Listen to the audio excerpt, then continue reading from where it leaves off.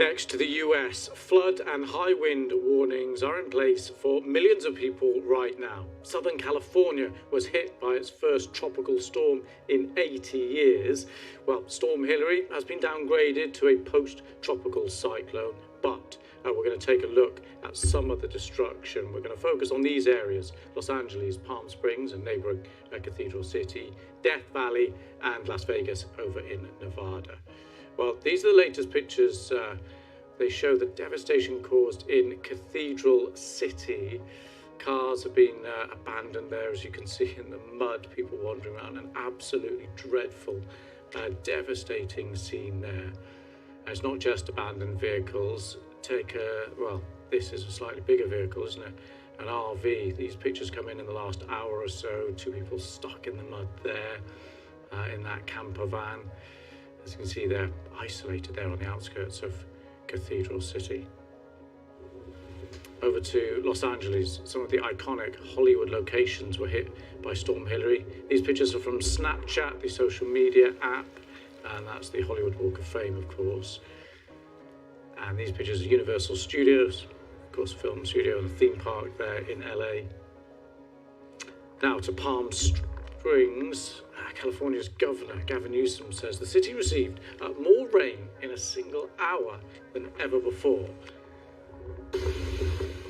And take a look at these pictures from Death Valley. Death Valley, you may know, is famous for its extreme temperatures, extreme heat, but now the desert environment there has been inundated with water. And over to Las Vegas. The rain triggered severe flooding there. Hundreds of flights cancelled at airports in the city. And in Victorville, near Los Angeles, some people watched as the floodwaters inched closer to their home before finally making a decision to leave. Like, all that started within an hour or two, and then just kept piling up, and the water keeps coming further back up the street, and just more and more. Lives can't be replaced, material objects can. And it's better to just replace the house, fix whatever gets damaged, than risking somebody drowning over something that's avoidable. And California's governor gave this update on the now many problems being tackled by the state's emergency services. There's an old ancient curse that loosely is translated, say, may you live in interesting times. Certainly interesting times. Tornadoes, lightning strikes. I've got CAL FIRE worried about wildfires because of the winds, not just the tornadoes. Walk out of the OES, the Office of Emergency Services in San Bernardino, check my phone and learn about an earthquake that originally came in at 6.0, appears to be close to 5.1. There were over 13 aftershocks just in the drive over in the Ventura region. These are certainly interesting times. Well, storm chasers, weather enthusiasts have been following this. One of them is Jaden Pappenheim. With this storm, personally, I was not down there to chase the event or document it. But what I've experienced from it, what I've heard, it is more of an unusual storm, especially for the area. But as far as the desert Southwest goes, when we talk about any amount of rainfall, that can lead to life-threatening flash flooding, and that comes with just your daily monsoonal type thunderstorms, right? That tend to stall out on top of mountain peaks and dump that torrential rainfall, creating those rapidly developing flash floods. But when you're talking about a storm with that magnitude that is dumping heavy rain over a large area, we call it a rainfoot. When it dumps a huge rainfoot over a large area, then you get into the category of serious to severe problems, like we have witnessed in some of those smaller towns or places like Los Angeles with that life-threatening flash flooding. And we're going to cross now to Los Angeles. John Baird, reporter at KNX News in South California, is there. Thank you very much for talking to us. Just, if you can, talk us through what's happening there right now in LA. Well, the situation is much improved over the last few hours. The rain's gone. The sun has finally come out. I don't see any winds, but I noticed up the street here, I'm in Sun Valley, the north part of LA, see a lot of water still running down the gutters. You fly through an intersection, it's like a boat, with all the water splashing up. So there's still plenty of water running flooded areas across the entire region, especially out in the deserts, as you heard. And there's going to be a lot of cleanup to be done. I just came from a house where a tree just split in half. A huge tree came down. Fortunately, not on the house because there were 4 or 5 or 6 people, a whole family in there.